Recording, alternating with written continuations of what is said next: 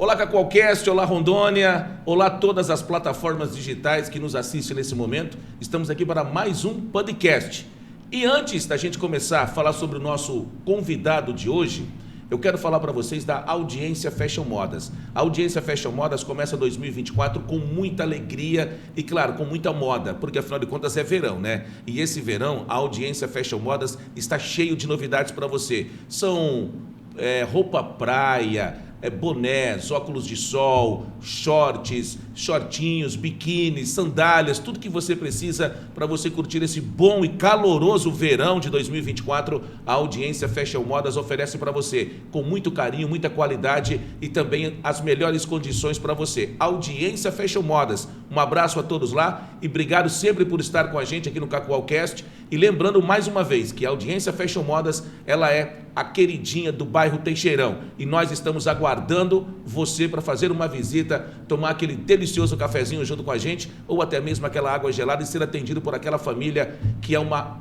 maravilha. Audiência Fashion Modas, do bairro Teixeirão, aqui em Cacoal, esperando você. Como eu disse, nós estamos recebendo hoje no nosso podcast, primeiro podcast do ano de 2024, Matheus Lima. Ele que é um grande professor, ele que é um grande escritor e ele que tem uma acessibilidade à visão, né?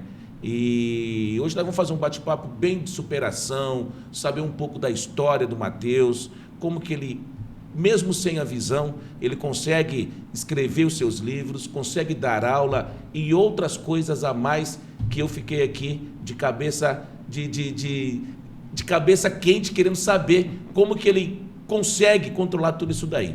Matheus, seja bem-vindo mais uma vez. Obrigado por aceitar o nosso convite do Cacoalcast e também abrir um pouco do seu coração, contar um pouco da sua vida e dessa superação linda que você tem na sua vida. E também, claro, saber de toda a sua história de livro, escritor, de professor e muito mais assuntos que nós vamos fazer esse bate-papo bem gostoso agora. Cadu, meu irmão, eu é que agradeço. De coração, te estendo a mão.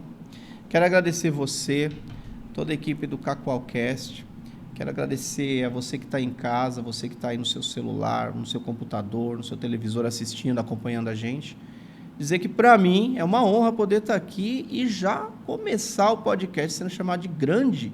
Eu, no alto dos meus 1,62 m, eu tô muito feliz, Caboclo. Estou muito feliz mesmo. Não, eu tenho uma grande... Eu sempre falo aqui e sempre deixo bem expresso isso, Matheus. Eu amo a classe dos professores. Por mim ainda, os professores não são valorizados o que merecem, né? Mas então segue aqui mais uma vez o meu abraço, o nosso carinho do podcast a todos os professores que estão nos assistindo nesse momento. E quem não é professor, leve um abraço a um professor que você conhece, estenda esse abraço para ele, que nós temos um grande carinho, um grande respeito por todos os professores, principalmente por você. Então, meu querido, todos nós temos aquele professor que marcou nossa vida, marcou um determinado feito na nossa construção, digamos assim, acadêmica, estudantil, até na nossa construção pessoal, familiar. Eu agradeço, reconheço todo o corpo docente de uma escola, nossas merendeiras, nossos vigias, nossos guardas, o pessoal da limpeza, o pessoal de secretaria. Uma escola, e eu estou falando isso porque foi a escola que me fez, a família também, mas a escola que me fez. Grande parte do que eu sou, eu devo à escola. Aquela escola que dentro da realidade de pessoas com deficiência no ensino regular, muitas vezes não sabia o que fazer, mas corria atrás, batalhava, lutava. Então, eu fui feito por pessoas que acreditam na educação. Eu fui feito por pessoas que têm educação por amor, mais do que por profissão. Matheus, a gente conversando em off aqui, você não é rondoniense. Me conte um pouquinho, para a gente começar a conhecer um pouco da história do Matheus Lima. Então, você nasceu em qual estado? Não, como você disse, eu não sou rondoniense. Eu nasci em São Paulo, capital. Eu sou paulistano da Gema, São Paulo da Garoa. Eu sou de 80, não é? Vou fazer agora em 24, 44 anos, completar essa idade abençoada, graças a Deus, sou muito grato por ter chegado até aqui. Nasci lá, mas em pouco tempo a minha família, por problemas de saúde cardíaco do meu pai, que era metalúrgico no ABC, ela se viu, enfim, em uma situação muito delicada. Meu pai começou a passar muito mal do coração. Naquela época, fábricas, montadoras insalubres, era um ambiente terrível de trabalho. E para sustentar a minha mãe, a mim e meu irmão mais velho, professor Luciano, também professor, também pessoa com deficiência visual, a diferença é que eu sou escritor e ele é músico. Aí, nessa ocasião, meu pai se viu num dilema muito grande. Nós tínhamos parentes para cá, alocados aqui em Porto Velho, Presidente Médici, e viemos para conhecer. Meu pai se encantou, só voltou para vender nossa humilde casa lá, comprar um pedaço de terra aqui e nos instalamos em Rolim de Moura, onde estamos até hoje. E você, como você mesmo disse, você tem uma deficiência visual. Eu tenho sim, Cadu. Então tá, vamos lá. Você nasceu, o que te deixou assim? Cadu, eu nasci com catarata congênita. Eu e meu irmão, nós somos, infelizmente, parte de uma minoria que já nasce com algum tipo de deficiência. Então, eu nasci com essa catarata congênita, um nistagma rotular muito grande, são termos médicos, mas, resumindo, eu nasci com 15% de potencial visual em olho único apenas. Na ocasião, era o olho direito. E eram esses 15% que eu tinha. Então, eu tenho recordação de imagens, tons de cores. Eu vi muita coisa na vida, graças ao bom Deus, com todas as limitações que uma visão monocular de 15% oferece. Eu vi muito. Se você imaginar, isso aqui é 100% de duas mãos.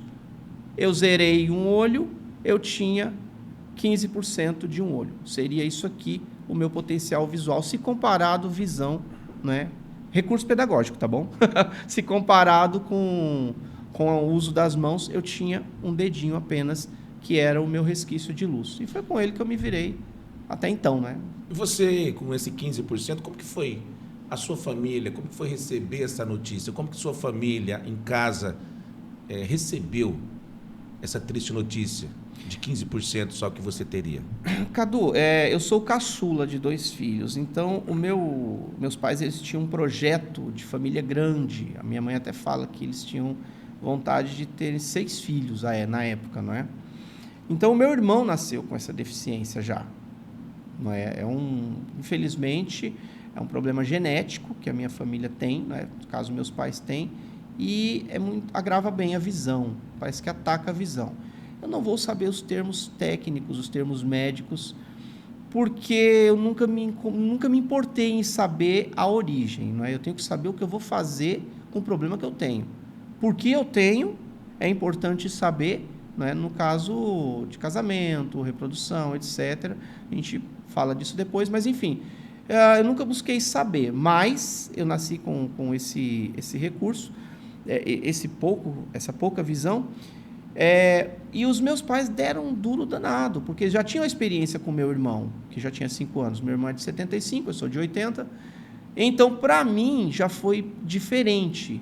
Eles já tinham um percurso ali com meu irmão, então já foram no médico certo, já tinham uma noção do que poderia ser, já tinham uma noção de como ajudar no desenvolvimento pedagógico de uma criança com tão pouquinha visão, porque já tinham uma criança de 5, 6 anos em casa, já com essa limitação, quando eu cheguei enquanto bebê.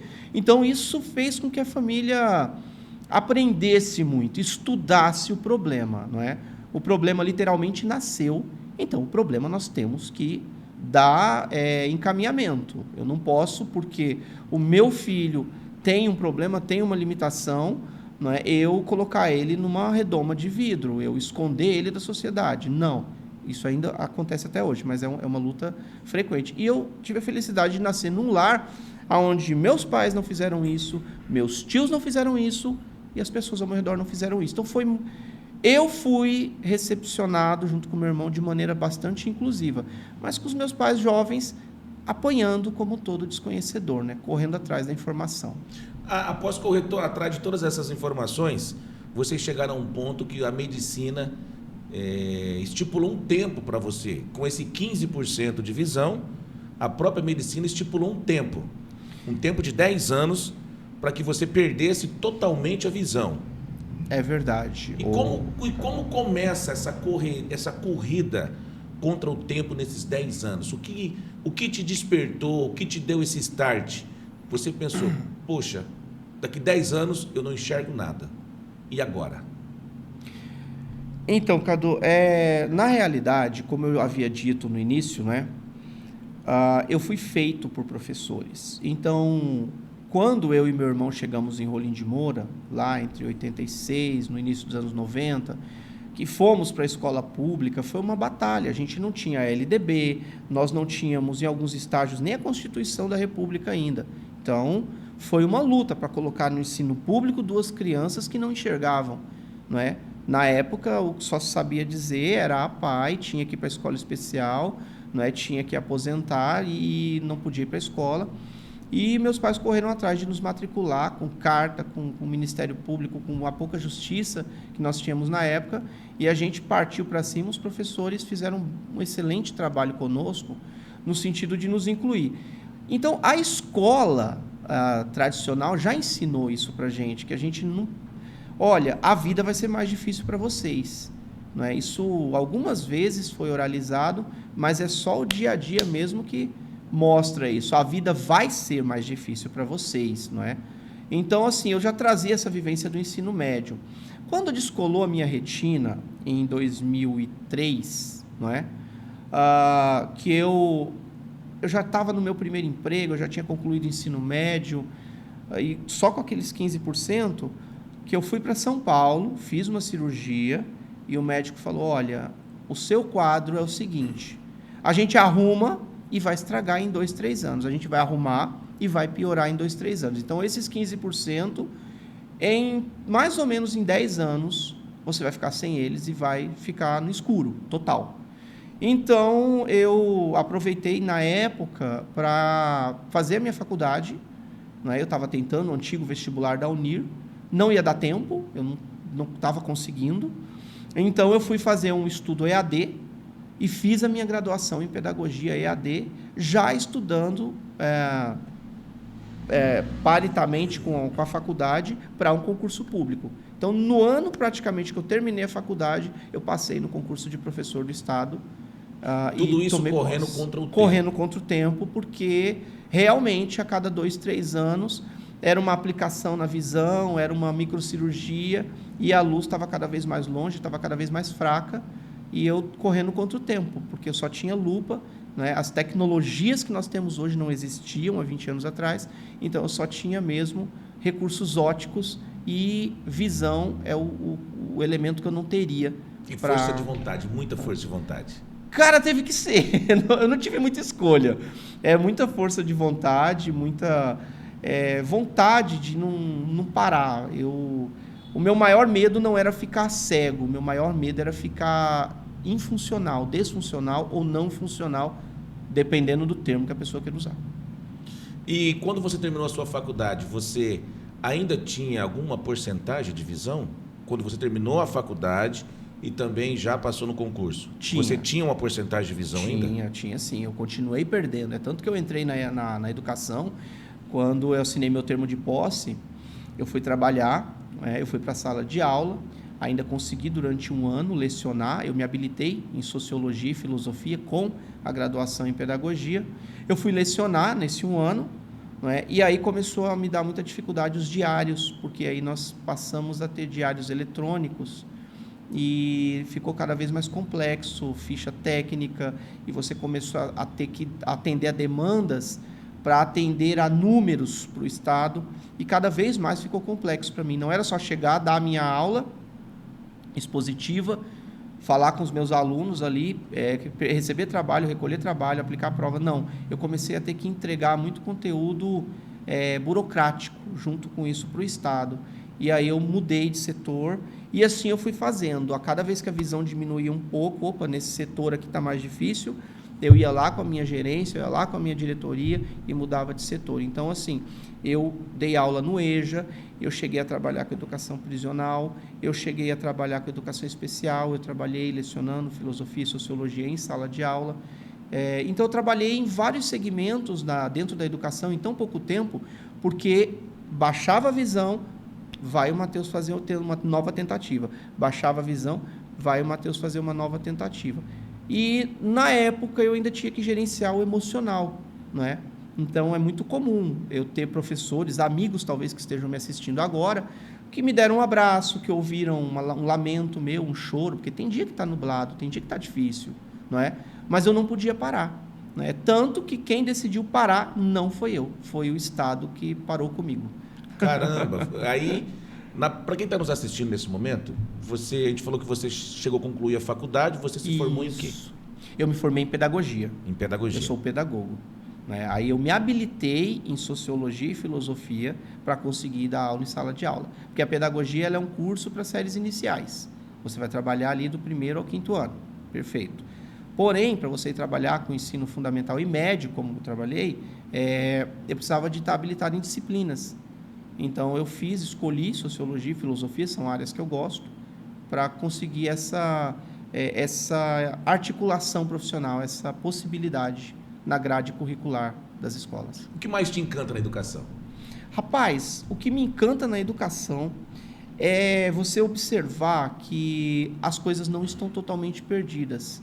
Não é? O professor que está me ouvindo, ele sabe disso. Está difícil, mas tem alunos interessados. Infelizmente são poucos, mas tem, não é? E o que me encanta na educação também é a possibilidade que ela oferece ao indivíduo dele seguir aquilo que ele quiser. Eu estou sendo entrevistado por alguém que escolheu um ramo profissional a partir da educação que recebeu, certo? Certo. E se eu sair daqui e pegar um ônibus para voltar para casa, não é? O motorista, ele vai ter sido fruto da educação que recebeu, fez curso, treinamento para aquilo ali. E se eu pegar um avião, igual, se eu for no médico, no dentista, se eu for no psicólogo, igual, mas se eu for em qualquer repartição, vai ter alguém que foi preparado para aquele serviço, para aquele atendimento. E só a educação faz isso. A educação, ela é metamórfica, ela pode transformar a pessoa, e é isso que me encanta na educação, é você ajudar a pessoa a ser aquilo que ela quer ser, o que ela pode ser. Matheus, você se aposentou, o Estado optou por aposentar você. Há quanto tempo você é um professor aposentado hoje do Estado? Eu, há 4 anos. Eu sou aposentado há 4 anos. Nós estamos em 2024, é isso mesmo. Há 4 anos. 4 anos. Após se aposentar, o que você pensou? Falou assim, agora, aposentei, o que eu vou fazer da minha vida? Então, Cadu, no meu período escolar eu sempre gostei de escrever, eu sempre escrevi, né? Você está entrevistando um escritor. E eu aproveitei essa minha veia literária, essa minha vontade, né? Esse meu desejo literário para desenvolver agora, nessa situação de pós-aposentadoria, não é? Eu me mudei, eu passei um tempo, pouco fora de Rondônia, né? Não chegaram nem a 4 anos, mas foi um tempo valiosíssimo que, enfim, depois da aposentadoria, eu não tenho vergonha, né? Eu vivi um certo luto, poxa, eu estava, vamos dizer assim, aposentado, encerrar uma carreira antes de eu completar metade do meu tempo de trabalho, né? Eu me sentia meio jovem e isso é complicado. Eu levei muito tempo lá atrás, eu te contei a história, para deixar de ser o filho do seu Moacir e da dona Iraídes e para me tornar o professor Matheus. De repente, quando alguém diz, você vai para casa e está aposentado, isso pesa. Então, eu fui estudar um pouco sobre literatura, sobre escrita criativa, e para isso, eu, juntamente com a minha esposa, eu fui para São Paulo, onde eu já tinha meu irmão morando por lá, e morei lá uns 3 anos e meio, quase 4 anos. Já aposentado? Já aposentado, estudando lá, né? Hoje nós temos recursos tecnológicos que permitem isso, né? Aplicativos de voz, etc. Então, estudando, foi aonde eu desenvolvi, lancei e publiquei o meu primeiro romance, né? O livro Templo de Pietra.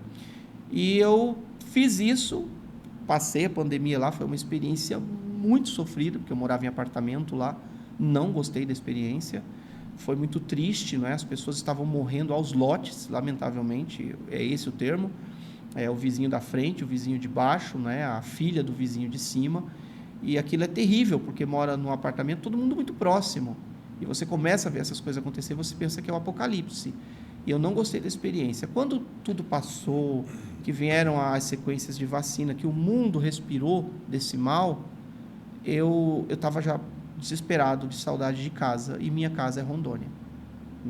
Eu voltei para casa sem pensar duas vezes. Eu me organizei, né, administrativa e financeiramente para ir para lá, então não foi difícil eu me organizar nessa mesma realidade para voltar para cá, até porque eu nunca abri mão de nada aqui em Rolim de Moura, da minha modesta casa, dos meus amigos, da minha vida social, nunca, eu sempre estive presente, então retornei correndo para casa porque Rondônia é meu lugar. E aí você escreveu o seu segundo livro. Então, eu estou produzindo o segundo livro. O livro que você tem em mãos... É o primeiro, hein? É o primeiro. Aí você está com o meu primeiro livro, meu livro vocês solo. Vocês podem acompanhar com a gente aqui, ó. Tem A Reticência, né? Exato. O Tempo de Pietra. É o título desse romance. É o título desse romance. Eu percebi, dando uma folheada nele aqui, uma paginada nele, são vários temas, como, por exemplo, Bem-vinda, Dona Verdade, bem romance mesmo, né? Sim. Esse realmente... Estelionato emocional, né? Conte pra gente. Tá, antes de você contar um pouquinho desse livro, a pergunta que todos querem saber, né? Como que uma pessoa com deficiência visual, ela consegue escrever um livro? Quais são as ferramentas que hoje vocês com deficiência visual, vocês conseguem se atualizar com o mundo, com a escrita, com a literatura? Cadu, como eu disse, né, há 20 anos atrás, nós estávamos longe dos recursos tecnológicos que tinha. Até então, nós falávamos ainda precocemente de tecnologias assistivas. Nós éramos tudo recurso óptico. Lupas, ampliadores de tela, essas questões mais, como que eu diria, que não tão vinculado ao que nós temos hoje, que é o universo dos aplicativos, o universo digital. Eram mais recursos físicos, né? E hoje, Cadu, respondendo a sua pergunta, nós temos programas de voz, não é? Nós temos, além, claro, né, do meu potencial de sentar no computador e digitar, não é? Eu gozo de boa saúde motora, eu tenho uma boa audição e a informática, ela permite muito hoje. Nós temos programas como o NVDA, o JAWS, que descrevem não só palavras, mas até imagens, além de outros aplicativos para celular, não é? Que descrevem ambientes, que descrevem pessoas, cores, não é? Então tem um universo tecnológico que nos permite enxergar através de uma câmera de celular, através de um teclado de computador, através de um fone de ouvido, não é? Então é muito prático. Eu vou falar aqui para você, né? Claro, falo com quem está nos assistindo. Pega o teu teclado de computador, qualquer teclado de computador, você vai lá nas teclas F e na tecla J, que você vai ver 2 pinguinhos discretos ali, e lá na tecla número 5 também, do teclado numérico do computador, aquele que fica mais à direita. Aquilo ali é tátil, é para os dedos de uma pessoa que não enxerga correrem naturalmente sobre um teclado. E saber aonde se posicionar. Exato. Partindo daquilo ali, a gente consegue escrever, porque você está ali com uma caixinha de som, um fone de ouvido, que está dizendo para você o que está em tela, o que está entrando no 0 e 1 na linguagem binária do computador e está escrevendo. Então, aquilo ali permite eu ir para o começo do meu texto, voltar para o começo, não gostei dessa ideia, seleciona tudo, deleta, apaga, escreve de novo, reescreve, melhora. Então, isso é muito possível. É possível, né, em tantas áreas, principalmente na área da escrita, é bem tranquilo não enxergar e produzir literariamente falando. Matheus, quais são os desafios hoje para você e para as pessoas que têm essa deficiência visual? Quais são os maiores desafios que vocês enfrentam? Olha, Cadu, acessibilidade arquitetônica. Eu não queria falar isso. eu não queria de verdade. Mas no Brasil, especialmente, né, no Brasil profundo, que é como nós somos tratados, né, nós sabemos que é uma maneira tranquila. Eu, pelo menos, me relaciono muito bem. Na literatura, fala-se muito do Brasil profundo, que é o Brasil desconhecido. Não é novidade as pessoas lá fora, mesmo nos dias de hoje, no eixo sul-sudeste, ainda perguntarem se aqui tem muita onça, se aqui em Rondônia, Acre, Amazonas, Roraima, Pará. Aliás, Rondônia não é Roraima, eu sempre falo isso. Todo mundo lá fora ainda confunde, ainda faz essa mistura. Não é novidade eles falarem como que é, não é? Então, assim, mesmo a gente tão longe, eu fico muito chateado que em cidades pequenas a gente não tem meia dúzia de quarteirão, nós não temos ainda acessibilidade nas calçadas, não é? Nós não temos ainda um pensamento técnico onde colocar rampas, recursos táteis, visuais. Então, o maior desafio para a pessoa com deficiência, eu não estou falando da pessoa com deficiência visual apenas, não é? Imagina um cadeirante em Cacoal, não é? Feche os seus olhos, imagine que você não enxerga, e se imagina numa cadeira de roda nas calçadas de Cacoal. Eu vou usar Rolim de Moura aqui para ser democrático na crítica, não é?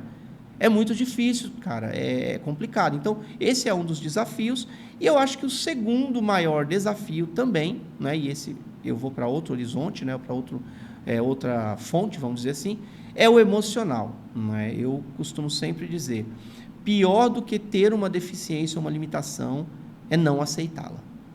É pior. Não é? O monstro não é a escuridão. O monstro mesmo é o isolamento. Então, assim, você acompanhou, não é? Como eu cheguei aqui, você Sim. não acompanhou. Mas não. Você acompanhou como eu vou voltar para casa. E a gente tem que se comunicar. Se nós temos esse potencial, temos que nos comunicar. Então, o monstro é o isolamento, o monstro mesmo que eu falo é a não aceitação. A gente não aceitar uma limitação é cruel, cara, é muito cruel, porque é cruel com você e é cruel com as pessoas à sua volta, que elas basicamente te amam, elas querem o teu bem e elas não têm como acessar a sua limitação e não têm como puxar você para uma nova realidade. É muito oriundo de nós mesmos essa vontade de protagonizar mesmo dentro das limitações que nós temos. Eu percebi que desde que eu cheguei aqui, vocês já estavam aqui, né, bem alegre, bem simpático. O seu dia a dia é assim, com essa alegria, com essa espontaneidade, com essa positividade? Eu posso dizer que eu não vou mentir para você. Ah, Matheus, você não fica nervoso, estressado? Fico. Eu tenho o direito de ficar nervoso, não tenho o direito de ser mal educado e cruel, não. Mas o direito de ficar nervoso, eu tenho. Eu tenho o direito de ficar chateado, eu tenho o direito de me recolher às vezes, não é?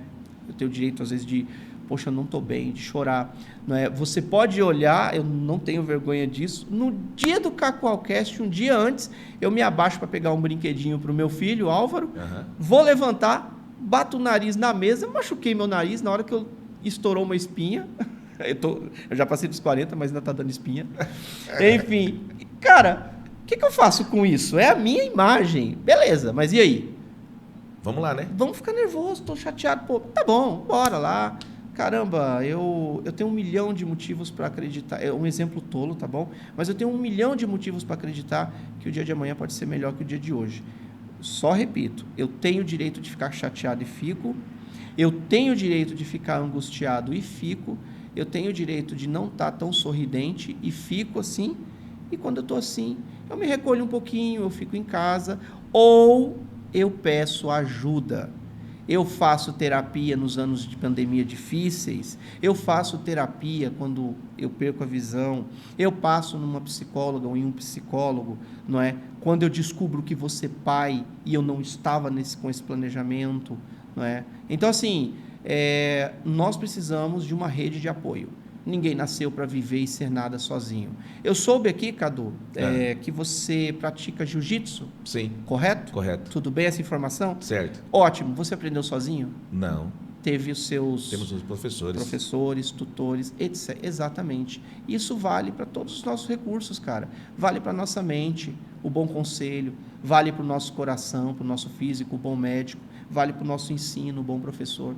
nós somos feitos por outras pessoas. A gente só tem que aceitar isso e procurar as pessoas certas para ajudar com que a gente se construa de uma maneira mais ética, mais positiva, mais alinhada com a realidade que está lá fora, com essa sociedade. Mateus, eu te garanto que essa pequena lesão no seu nariz não vai atrapalhar em momento nenhum a sua beleza. Meio que muito obrigado. Em momento nenhum vai atrapalhar a sua beleza. Eu vou falar, mais uma vez, da audiência Fashion Modas. Coloca na tela para mim a audiência Fashion Modas e dizer que 2024 a audiência Fashion Modas começou a todo vapor, com muita novidade, muita modinha. E o melhor de tudo, verão é tendência para o papai, tendência para a mamãe, tendência para toda a família, e a audiência Fashion Modas está no clima de verão para você. Tudo que você pensar em verão, você pode ir na audiência Fashion Modas que você tem, desde a sandalinha, desde a rasteirinha, aquele biquíni, aquele maiô, enfim, aquela blusinha, aquele boné elegante para você também, aquele óculos de sol, claro. E não se esqueça de usar o protetor solar também, porque o nosso sol aqui da nossa região é um pouco mais quente do que os outros, né, em outros estados. E fica a dica para você, audiência Fashion Modas, a queridinha do bairro Teixeirão, a queridinha de Cacoal, sempre trazendo novidade com as melhores condições para você. Coloca na tela também, para mim fazendo um favor, a imagem, né? A imagem, o VT, para a gente saber um pouquinho mais da audiência Fashion Modas, que é a queridinha do bairro Teixeirão. Vamos assistir? O verão 2024 da audiência Fashion Modas está cheio de novidade e você deve passar por aqui para conferir todos esses detalhes. Bermudas, maiôs, biquínis, óculos de sol, bonés. Passe aqui na audiência Fashion Modas e confira toda a moda 2024 que o verão oferece para você. Audiência Fashion Modas, a queridinha do bairro Teixeirão.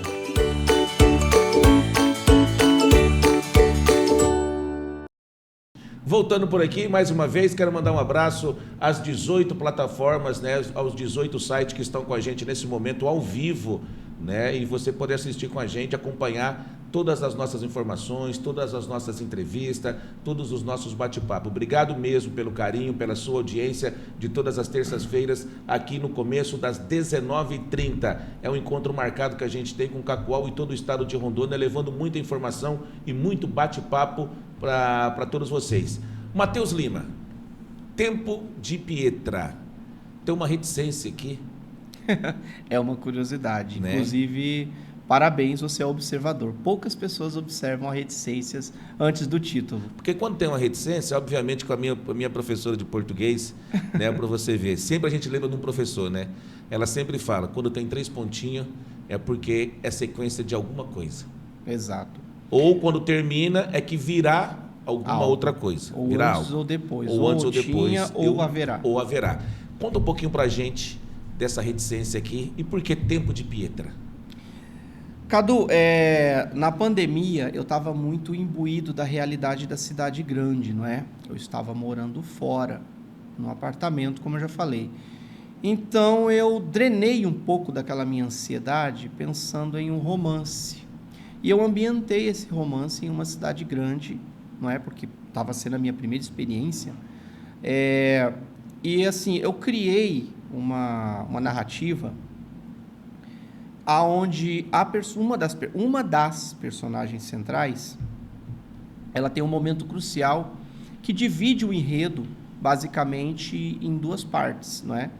O antes do episódio X e o pós-episódio X. E essas reticências eu extraí de uma frase crucial de um capítulo do livro, que fica mais ou menos no meio do livro, que é justamente o capítulo chamado Tempo de Pietra, e uma fala de um dos personagens, o Xisto, aonde ele não consegue concluir uma frase referente a Pietra, sobrinha dele, porque ele diz, não sabemos exatamente qual será o reticências, e aí eu continuo como narrador, eu entro dizendo que sem conseguir terminar o que diria, Xisto embarga a voz e consigo falando.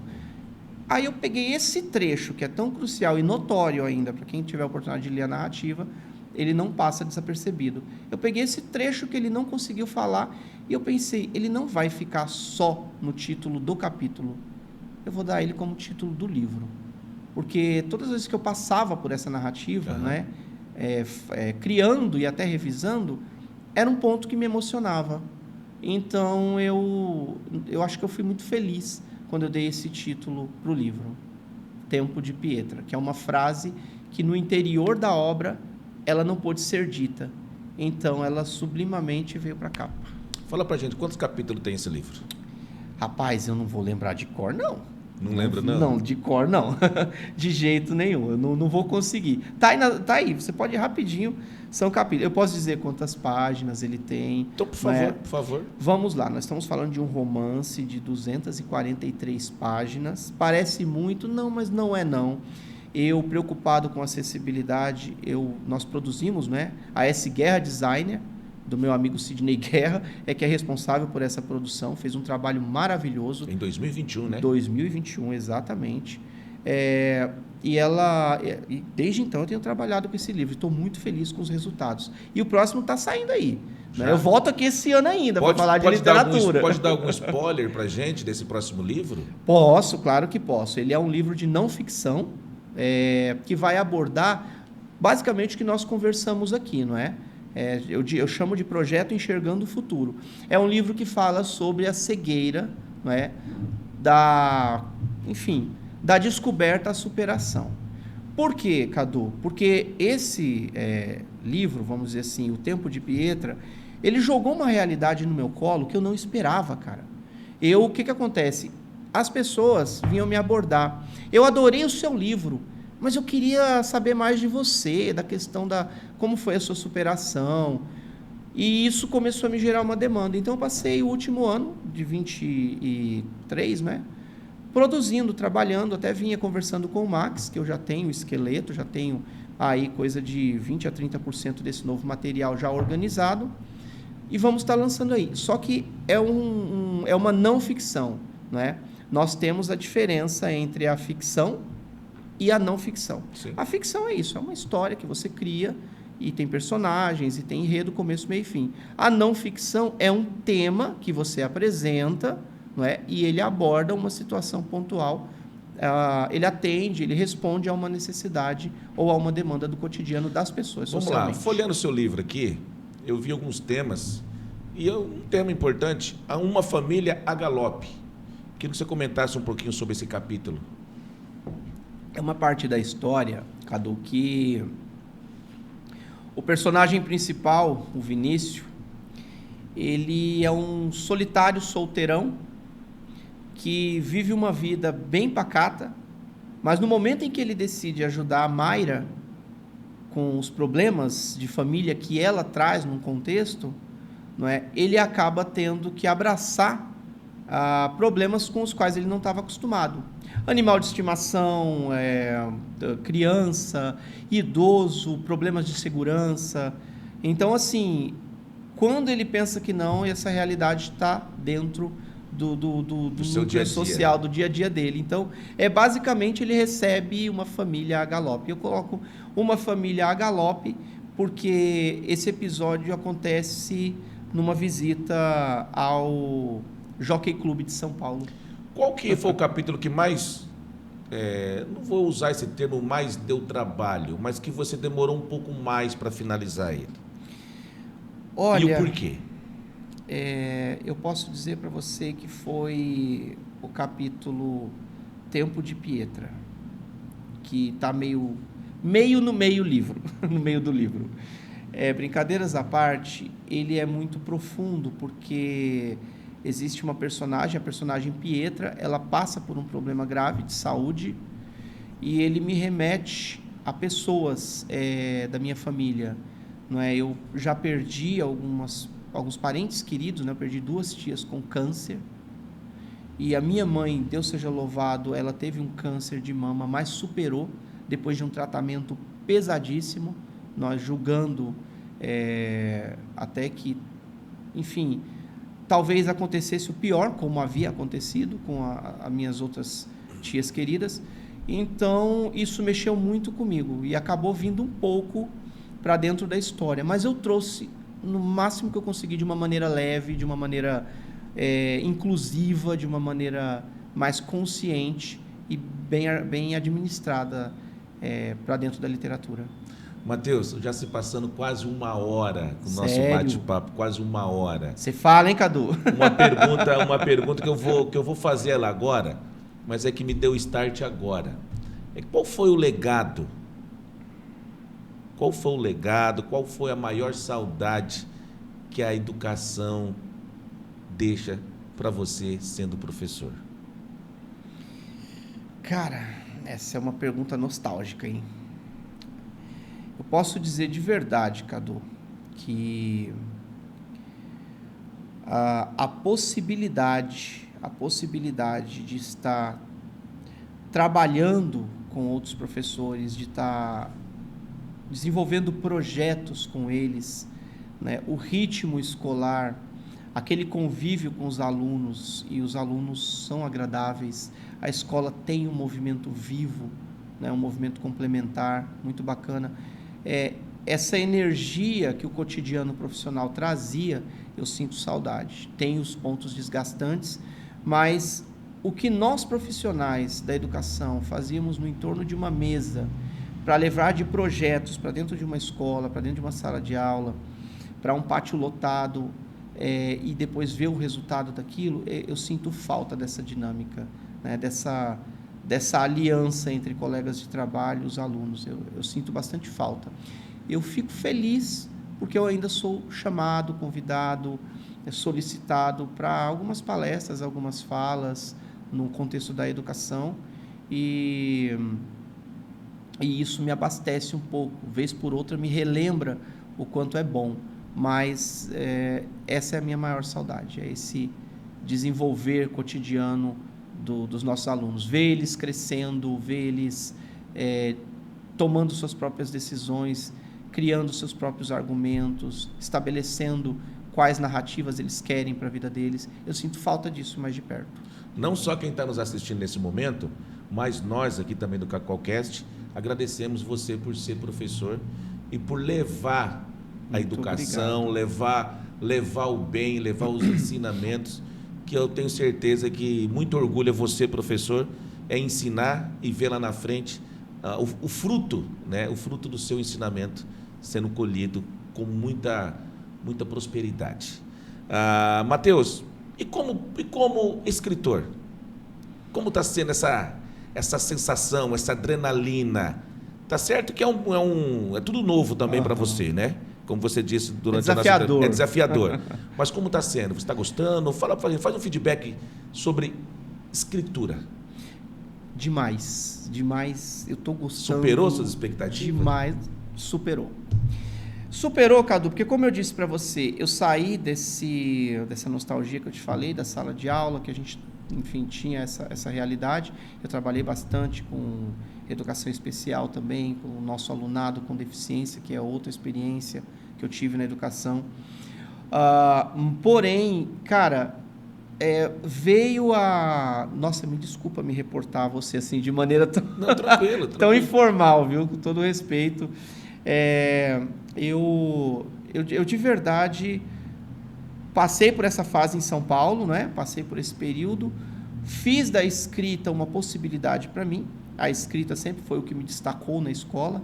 Eu não era bom com futebol, eu não era bom com educação física, eu não era bom com as meninas, eu não era bom em alguns coletivos sociais, mas quando era estudar e escrever, eu sempre encontrava o meu espaço, os professores sempre me davam um espaço, né? Era sempre eu que conseguia ir um pouco mais longe em concursos de literatura, na produção de redação, não é? Enfim, isso tudo sempre me alimentou muito, não só do ponto de vista da educação, mas também do ponto de vista do ego, né, da autoestima. Então isso me ajudou muito. E hoje, né, depois do tempo de Pietra, que eu pensei, é isso que eu quero para a minha vida, escrever, montar projetos, se não for por algum recurso público, por alguma lei de incentivo, vai ser por uma editora, e as portas estão se abrindo, graças ao bom Deus, graças à vontade que eu tenho de escrever. Então, tem sido uma experiência muito boa. Eu perdi só a minha visão. Eu não perdi as centenas ou dezenas de narrativas que estão aqui na minha cabeça e que eu levo para o computador. A gente costuma falar leva para o papel, né? Mas hoje você não leva mais para o papel, não. Tudo computador. Tudo no computador. Mas é só imprimir e tá no papel. Então eu levo isso para a minha produção literária e me agrada demais, cara, porque quando eu coloco um ponto final em algum conto, em algum trabalho, em algum texto jornalístico, ou seja, em qualquer situação que eu me proponha a escrever, que eu ponho ponto final, quando eu coloco, eu estou segurando soluço, desculpa. Não, tá? tranquilo. E eu coloco aquele terminei, vamos dizer assim, rapaz, aquilo me dá uma sensação de dever cumprido, um sentimento de gratidão a Deus, à vida, à natureza, porque eu não tive uma vida muito fácil, eu também tive uma deficiência ortopédica, eu viajei muito para São Paulo, eu fiz alongamento de perna, eu operei mais de 40 vezes, não só da visão, mas do físico também. E hoje eu olho e falo, caramba, eu passei por tudo aquilo, eu perdi meu pai, enfim, fui eu, infelizmente, sem enxergar, que fui procurar e encontrei ele falecido dentro de casa, gelado, foi no tato, experiências difíceis. Quando eu termino alguma coisa, eu agradeço, que eu boto ponto final a Deus, a vida, porque eu ainda posso escrever. Me tirem tudo. Se entrarem na minha casa, levarem tudo, não levando minha esposa e meu filho, não é? Me levarem tudo, eu compro um computadorzinho, estou salvando tudo nas nuvens e começo tudo de novo, porque escrever é muito bom. É um mundo que eu tiro dentro de mim e coloco aí nas suas mãos. Além de você ser escritor, ser professor, hoje você é um empresário. Eu já quero agradecer, obrigado pela caneca, linda caneca. Nós trocamos essas canecas hoje. Hoje você leva uma do Cacoalcast, né? Não, então vamos brindar. Vamos brindar. Hoje você leva uma do Cacoalcast e eu estou com uma da Star Conteúdos. E você está com uma bela camiseta também da Star Conteúdos, que tem a frase acessibilidade e marketing a serviço da inclusão. Além de tudo isso, você agora é um empresário. Cadu, eu posso dizer que sou. Eu não vou ter vergonha porque eu aprendi o seguinte. Aprendi com uma amiga que é da área editorial. Eu estou escrevendo. Não, você não está escrevendo, Matheus. Você é escritor. E eu aprendi a fazer essa afirmação e eu vou repeti-la para essa questão. Sim, eu já estou me sentindo, eu sou um empresário e a gente vai crescer. E o que é a Star Conteúdos? Conte pra gente essa história desse novo passo do empreendedorismo. Então, deixa eu me localizar aqui para eu não perder o ângulo de vocês. Cadu, veja bem, como eu já comentei aqui com você, acessibilidade não é só o que algumas pessoas pensam. Não é só Libras, pôr um quadradinho na televisão lá com a pessoa fazendo Libras. Não é só a pessoa produzir um livro desse aí em braille. A acessibilidade ela é um leque muito mais amplo. Tem coisas que você não tem noção do quanto elas podem ser acessíveis. Por exemplo, se eu pegar a caneca que a equipe do estúdio deixou aqui comigo, perfeito. Ela deixa a caneca aqui, certo? Certo. Ela vai me avisar que a caneca está aqui. Porque algumas pessoas não fazem isso. E antes de nós começarmos a entrevista, a pessoa teve o cuidado, chegou, colocou a caneca, pôs a mão no meu ombro, colocou a água e me avisou. A caneca está aqui, o microfone está aqui. O microfone está aqui. Nós temos câmera 1, câmera 2, câmera 3, não é? Eu perguntei para você pode se dirigir à minha voz. Essa conversa sensorial, ela é importante, ela é inclusão, ela é acessibilidade. Às vezes a pessoa não é como que eu posso dizer? Não é quebrar tudo e começar do zero. Existem pequenas atitudes acessíveis e inclusivas que elas promovem, não é, uma experiência muito melhor e muito maior de alguns espaços, sensações ou conteúdos para a pessoa que tem deficiência. Então, eu me reuni com alguns amigos, e eu quero mencionar aqui a professora de Libras, Verônica Guedes, eu quero mencionar aqui o Emanuel Bank e o Everton Ricardo, que é especialista em TI. Eu não sei, acredito que logo ele vai estar aqui conversando com vocês também em breve. Eu convidei essas pessoas para que nós pensássemos juntos sobre como implementar a acessibilidade em espaços, empresas e projetos. E aí, dessa conversa, nasceu a Star Conteúdos, que está na nossa camiseta, está na agora sua caneca, e a gente quer levar para outros espaços. Eu vou usar aqui, inclusive, como é que é o nome do teu patrocinador, que nós falamos aqui há pouco? Audiência Fashion Modas. Audiência Fashion Modas, lá no Teixeirão. Eu tenho amigos no Teixeirão, beijo pro Teixeirão. Eu quero dizer para a Audiência Fashion Modas que ela acaba de ganhar uma consultoria em orientação e mobilidade para todos que trabalham lá poderem atender melhor as pessoas com deficiência que chegarem. É um bate-papo, é um curso rápido, prático, que se eles aceitarem, nós da Star Conteúdos vamos lá com o maior carinho, com a maior atenção, no momento que eles agendarem, e vamos passar vamos dizer assim, esse recurso de agradar o cliente, de incluir o cliente, que eu tenho certeza que eles vão gostar bastante. Desde já, eu tenho certeza que o Jusiclei e toda a equipe da Audiência Fashion Modas, eles vão sim aceitar, né? E vão ficar muito felizes em receber vocês, em receber a Star Conteúdos, para mostrar um pouquinho do que é esse mundo, de como atender melhor, né? E levar um pouco de carinho também para as pessoas com deficiência visual, Matheus. Exato. E dizer para o Jusiclei que não tema, não tem segredo, melhorar o atendimento para a pessoa com deficiência é uma questão de humanidade, e ele vai ver só, junto com a equipe dele, como eles vão se sentir bem por receber essa formação, receber essa instrução, por receber esse trabalho, que é um trabalho em equipe, não é? Sempre.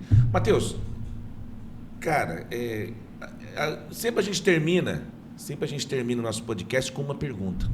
Eu não vou terminar com uma, vou terminar com duas. Quero duas perguntas, duas respostas, na verdade. Eu te pergunto, né? Primeiro, eu posso usar a caneca da Star Conteúdos nas próximas entrevistas? Por favor, posso? Eu que agradeço. A caneca é sua, meu querido.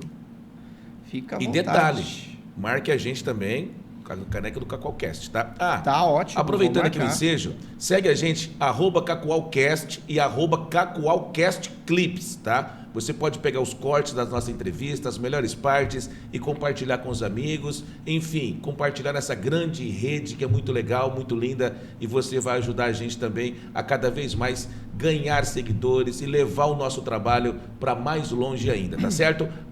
@Cacoalcast, ou em qualquer plataforma de podcast, você pode clicar Cacoalcast, que a gente aparece lá com os nossos conteúdos e os nossos trabalhos. Será uma honra estar junto com vocês no seu smartphone aí. Matheus.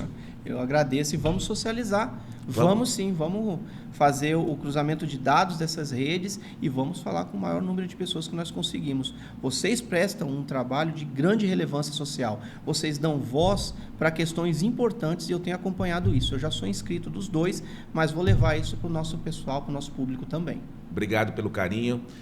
Matheus, eu queria que você deixasse uma mensagem, né? Uma mensagem para as pessoas que estão passando pelo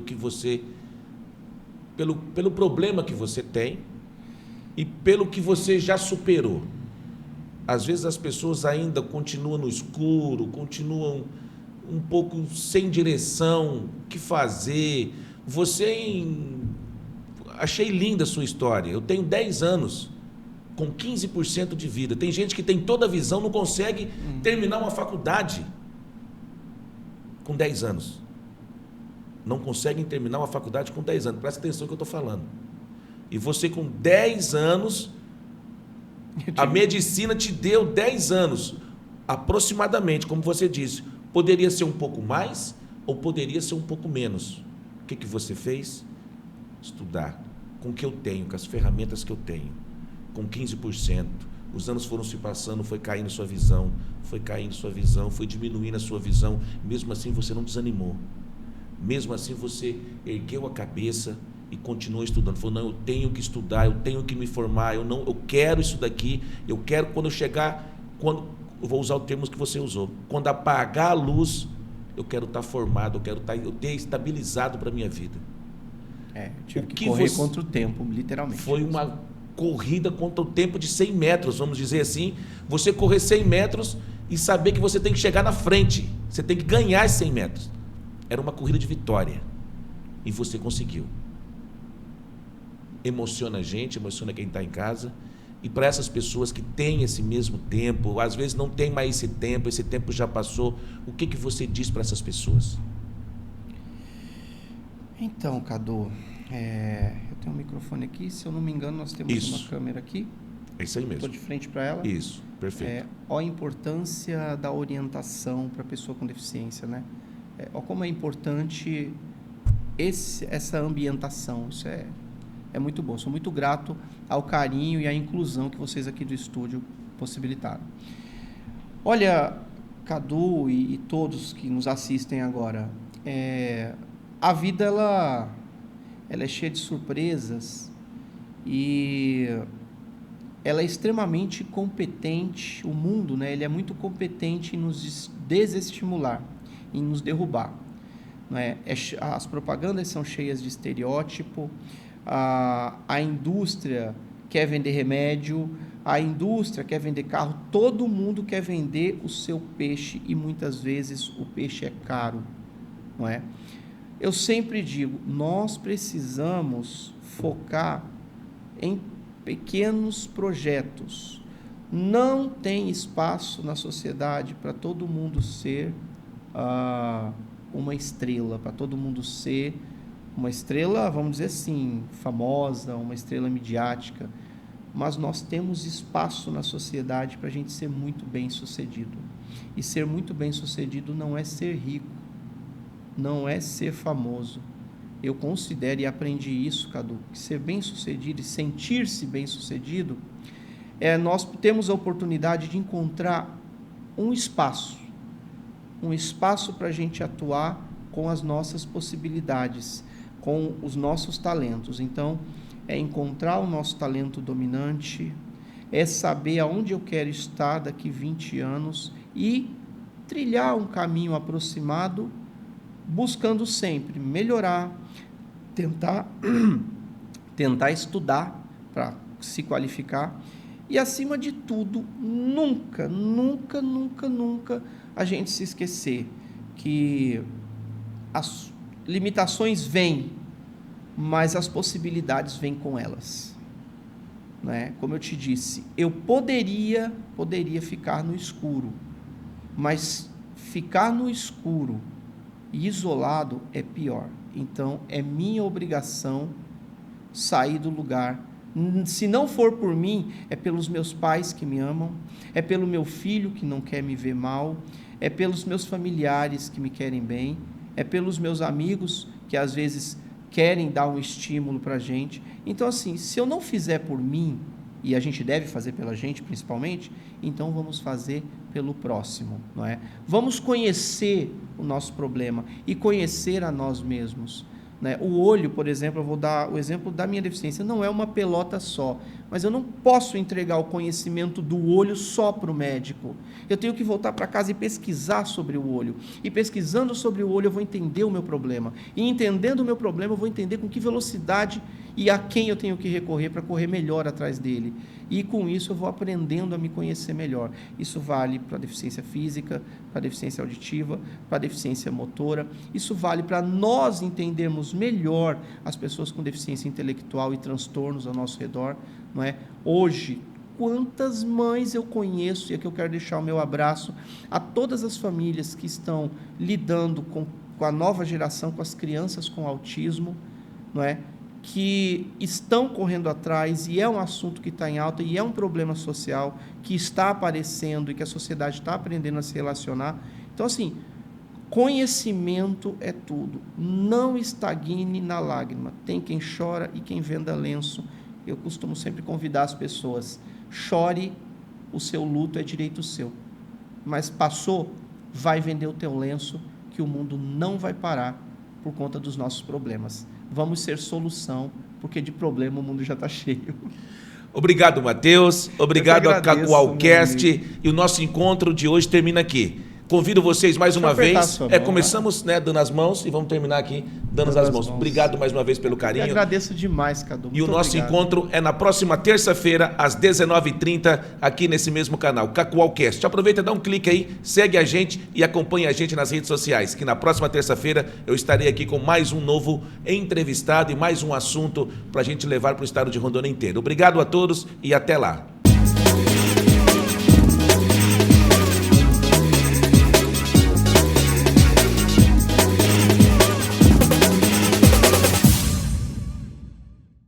O verão 2024 da Audiência Fashion Modas está cheio de novidade e você deve passar por aqui para conferir todos esses detalhes. Bermudas, maiôs, biquínis, óculos de sol, bonés. Passe aqui na Audiência Fashion Modas e confira toda a moda 2024 que o verão oferece para você. Audiência Fashion Modas, a queridinha do bairro Teixeirão.